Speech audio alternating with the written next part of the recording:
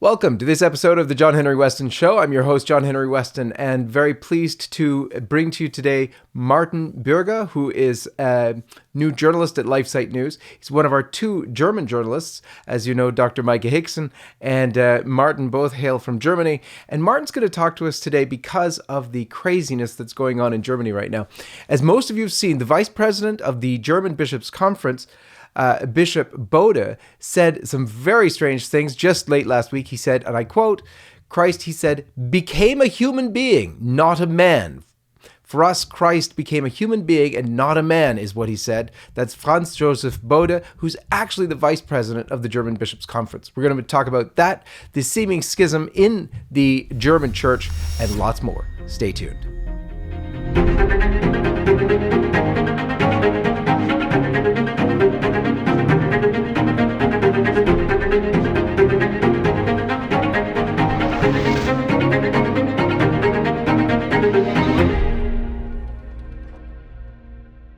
Martin, welcome to the John Henry Weston Show.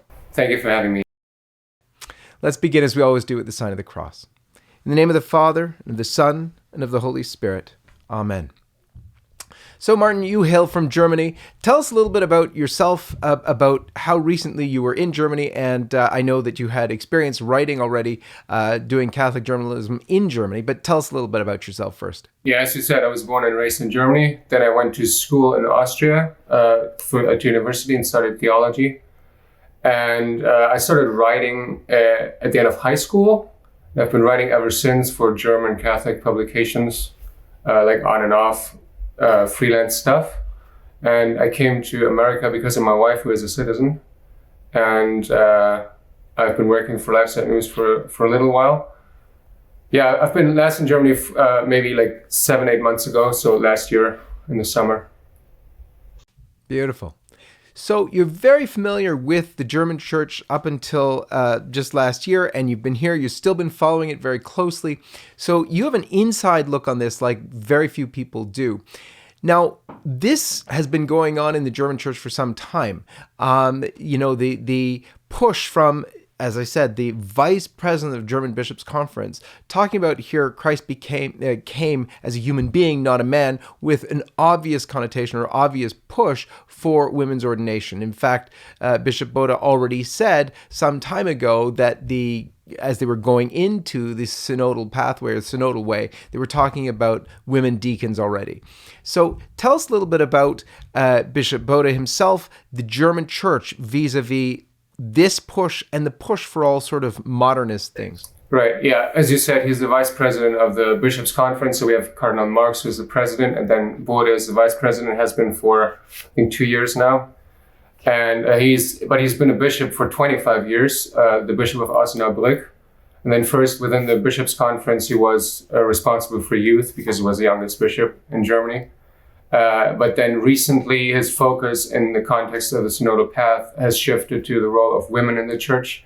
And he was heading the preparatory commission for the Sonoda Path on women in the church. And he's also now in the Sonoda Path has 4 forums that discuss various topics. And he is again in the group that will focus on women. And yeah, as you said, he said Christ became a human being, not a man. And yes, Christ did become a human being, but as a man. So he's obviously male and not female. And to say that he did not become a man is kind of weird. And as you already said, too, it's to be read or seen in the context of female ordination. He has before pushed definitely for the female diaconate, but also shown his openness to the female priesthood, as have other German bishops. For example, Bishop Overbeck of Essen has said that, I think he's of Essen, he might be of Münster. He has said that you can't make the access to the priesthood dependent on a Y chromosome, so like on genetics, pretty much.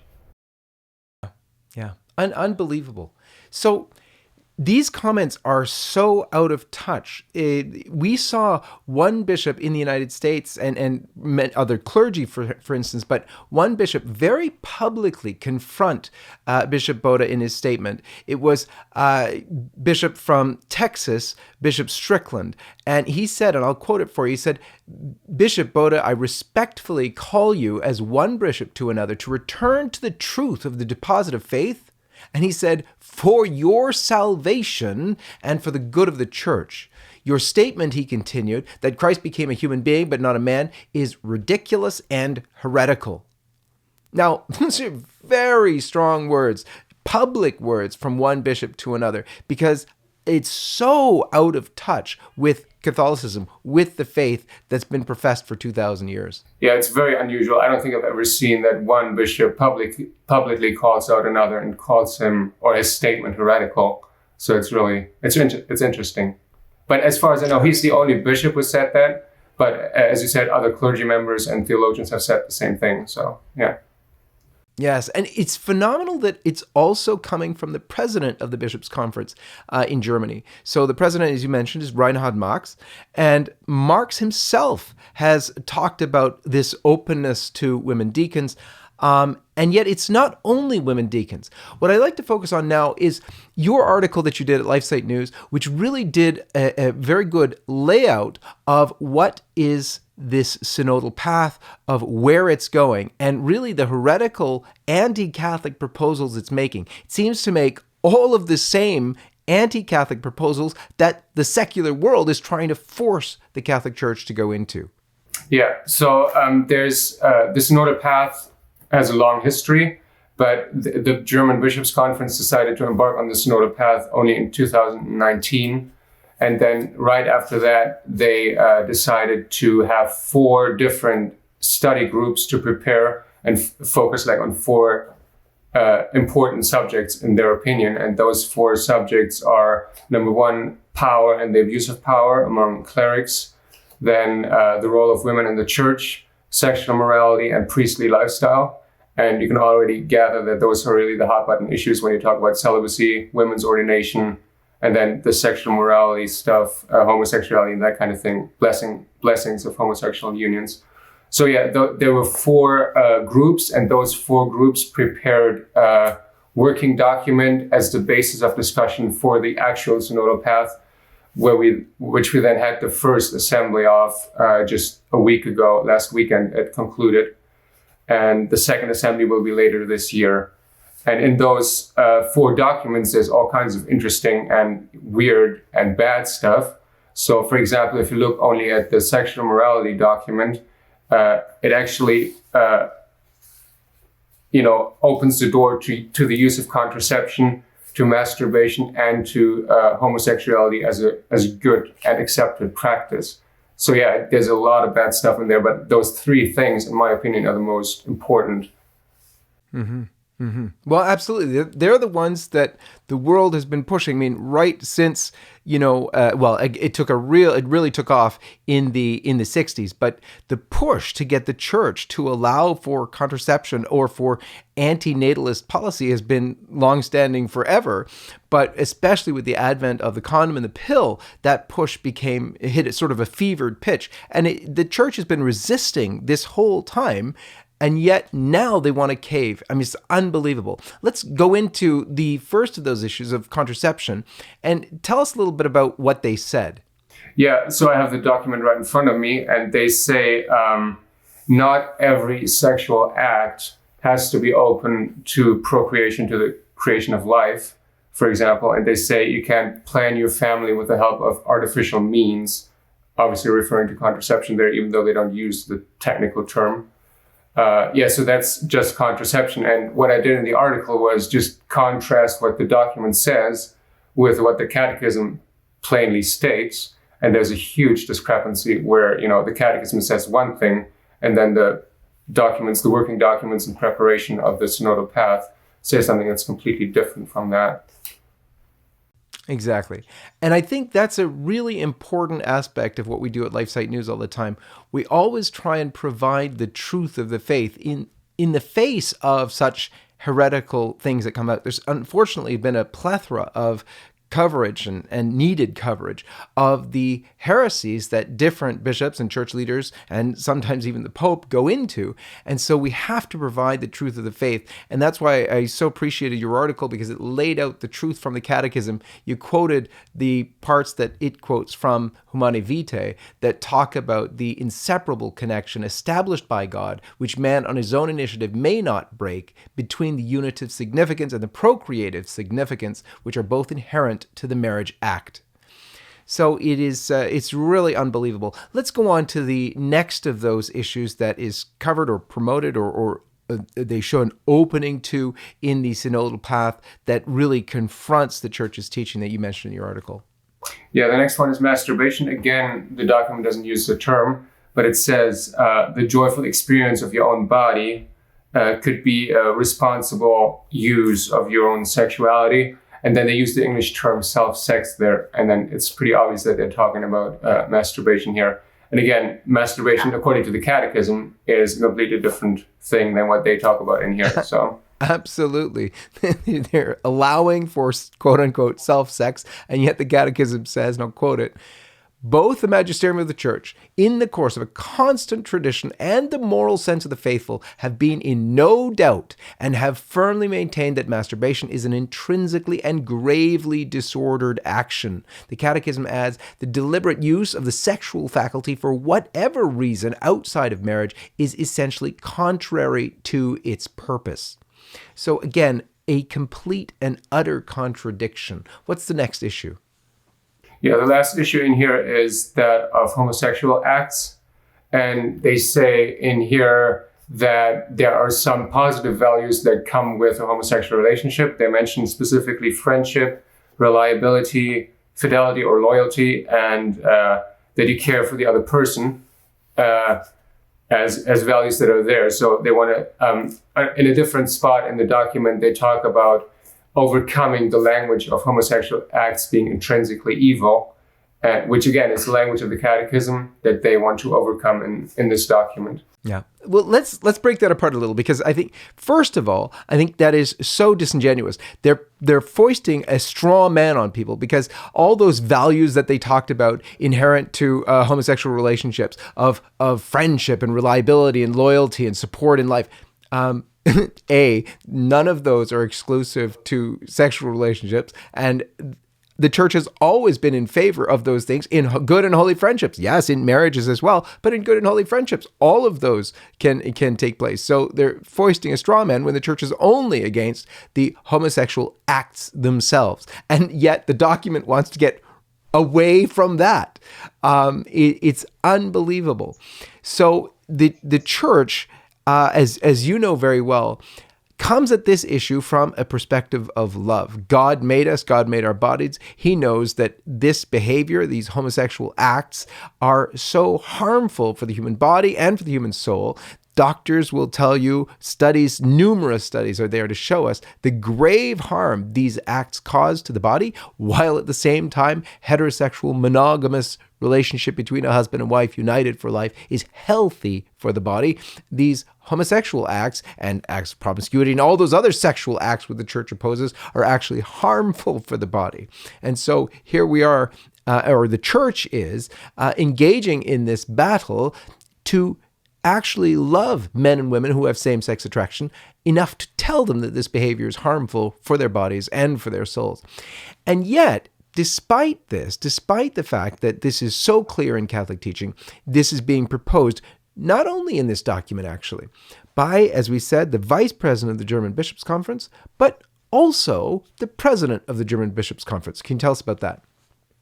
Yeah, Cardinal Marx had also spoken of the possibility of blessing homosexual couples. He hasn't gone into as much detail as this document does in his argumentation, but it's still he's open to that. So it's sad to see that both the president and the vice president and a bunch of other bishops and a bunch of Catholic laity have that opinion, when it should be pretty obvious what the Church teaching is and how it makes sense. I mean, it's not a difficult teaching that you hate the sin but love the sinner, and that the compassionate response to somebody who is engaged in homosexuality would be to tell him what he's doing is wrong and why it is wrong and what will be better for that person. Yeah, absolutely. And it's really quite something that here is the church. You mentioned the president of the bishops' conference, the vice president, and many of the bishops, or at least a good number of the bishops in Germany, are all going in this direction which totally opposes the faith, totally opposes the catechism. It's against everything we've seen before in the church, to which the church has held since its inception, and before that, even in Judaism. And yet here, this is being confronted. Now, this is why the bishops, or many even cardinals, have warned about the Catholic Church in Germany going into schism. Can you tell us a little bit about that? Yeah, I mean, that's always the struggle between the German bishops and Rome is not a new one that's come up in the last few years. So you could look, for example, at the book called The Rhine Flows into the Tiber, which was looking at the influence of the German bishops specifically, but also of the Dutch and the French and a few others at the Second Vatican Council, and how what the Germans wanted was then presented in Rome, and in many ways accepted in Rome. So it's not a new struggle, but it's there, and it seems to be picking up steam now because the claims in those documents are rather bold, and the public statements of bishops are very bold in many ways. Absolutely. So Cardinals Brandmüller, Cardinal Müller, Cardinal Wölki have all talked about this possibility of schism. Schism is a very powerful term. It's a break with the church, a formal break with the church.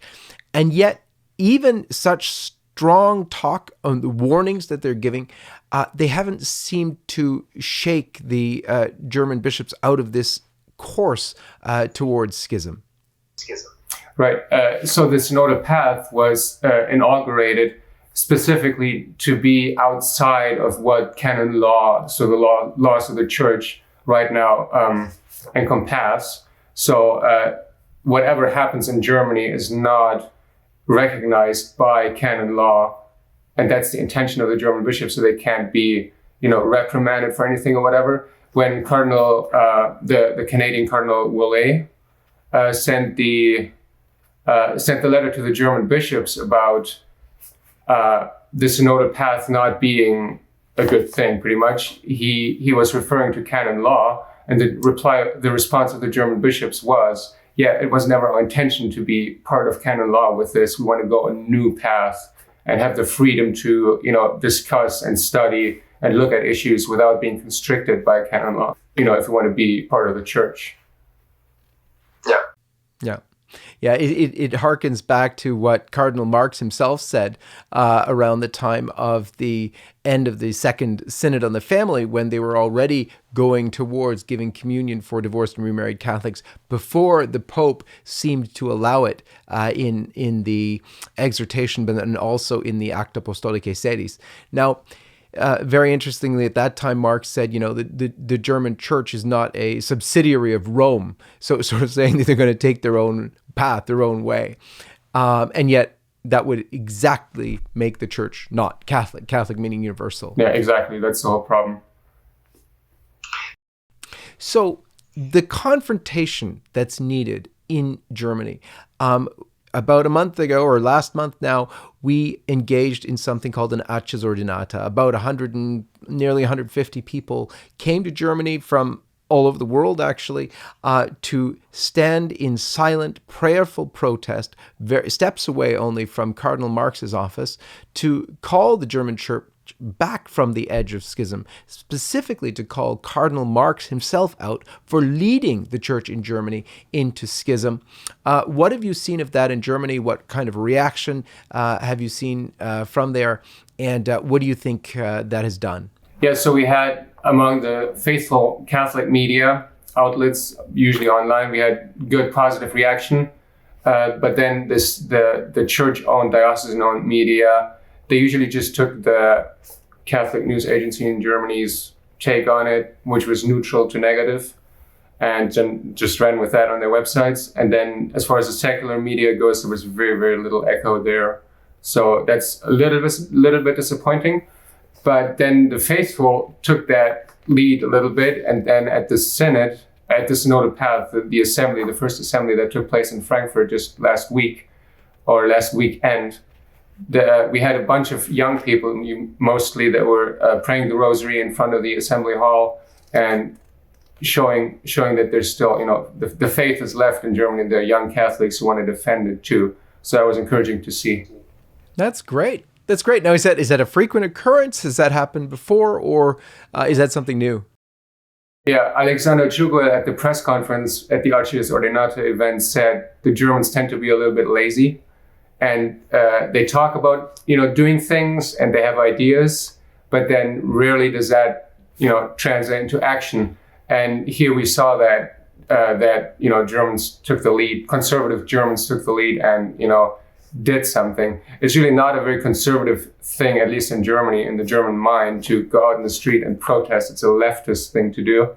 But I mean, it seems that in our day and age, it's necessary, and it's good to see that there's people who take the lead and do that actually, and then give others the opportunity to follow, because not everybody is called to be a leader and organizer of these things, but they would participate if these things happen and exist. Absolutely. Wow. Well, that's great. Well, praise God. The Archdiocese Ordinata seems to have sort of sparked something there. So let's go and talk a little bit about the Church in Germany being so influential in the Vatican. Cardinal Marx, after, there seemed to be a letter given from the Vatican, from the CDF, over to the German bishops to say, no, you can't go down this pathway. Cardinal Marx then went over, met with the Pope, and said, nope, everything's fine. No red light from the Pope at all. We can just go forward. What is this incredible power that the German Church seems to have over the Pope in the Vatican? What is all that? Yeah, the German problem seems to be the money that they have. So the German Church, as everybody knows, is very, very rich, in many ways due to the church tax that they collect. So everybody who's, even nominally a Catholic contributes to the Church's well-being by being taxed at a certain rate. And that money obviously buys influence, just a natural process that happens, whether that be in the Church or outside of the Church. There were rumors that the German bishops financed a big part of the Amazon Synod. Even I don't know if that was confirmed or there's documentation for that, but that's at least a rumor, which seems to be true. There's indications for that. So money buys influence, and that's one of the main reasons the Germans are so influential in the Vatican as well. Yeah. It's rather unbelievable, because the German church, being one of the most liberal churches in the world, is, as where liberalism infects the church all over the place, losing Catholics left, right, and center. There was a study done, and in 2018, the German church lost over 200,000 Catholics who actually went through the trouble of renouncing their faith, and yet they're still one of the richest churches. How is that? Yeah, again, so it's the church tax. So even if you're not going to church or doing anything, not praying or whatever, then you still get taxed unless you declare, I'm no longer part of this community called the Catholic Church. So at this point, it depends on the various parts of Germany. It's between 8 and 9% of your income tax. So if your income tax every month is like $100, you would pay an additional 8 or 9 euros to the church as a church tax. That's how the church is sustained. Okay. So it doesn't depend on anybody's faith. It only depends on the numbers. And that seems also to be a reason why the church in Germany wants to be appealing and open to, every kind of sinful situation, whether that be homosexuality or masturbation or contraception. And a lot of Germans are obviously using contraception.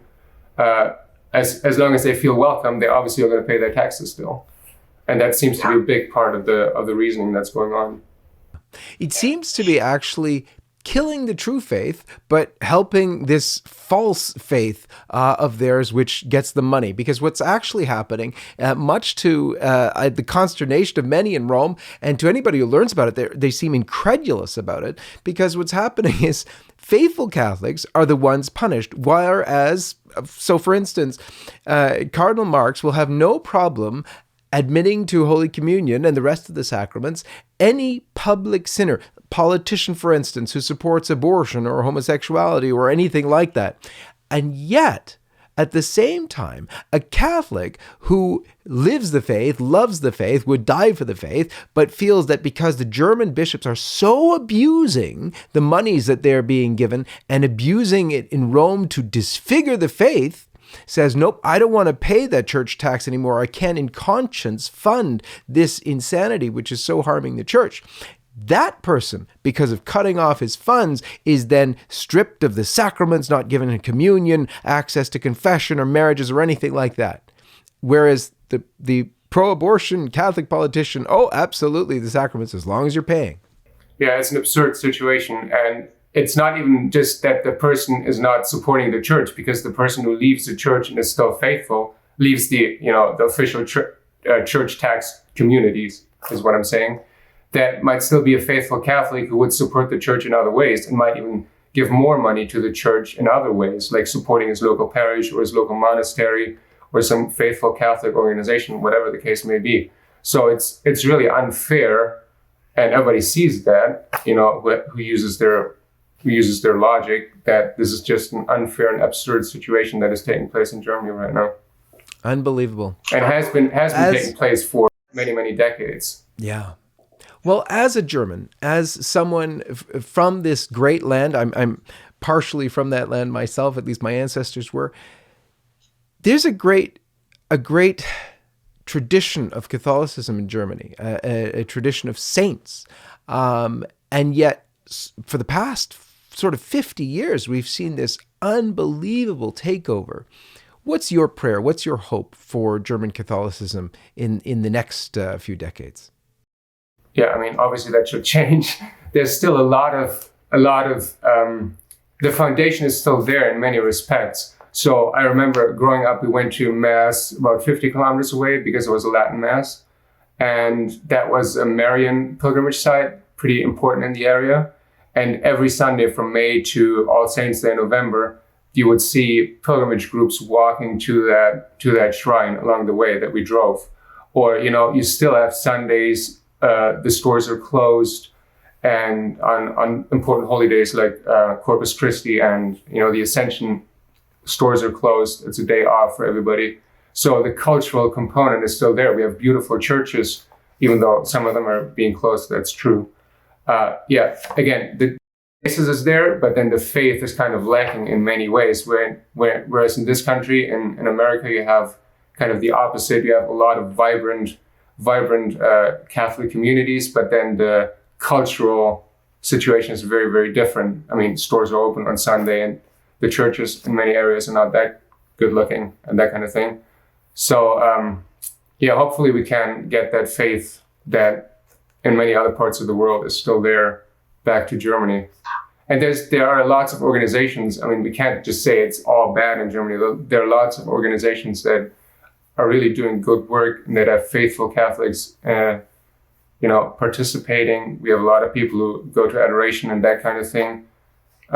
So we have to start somewhere, and then just with the grace of God, things will work out. Amen. Well, let's enlist the rest of our viewers in praying also for the church in Germany. Pray for a resurrection of the true faith in Germany. Pray that they, get out of the schism that they seem to be in right now, and keep the faith. Martin, thank you for being with us on the John Henry Weston Show. Thank you. And God bless you all. We'll see you next time.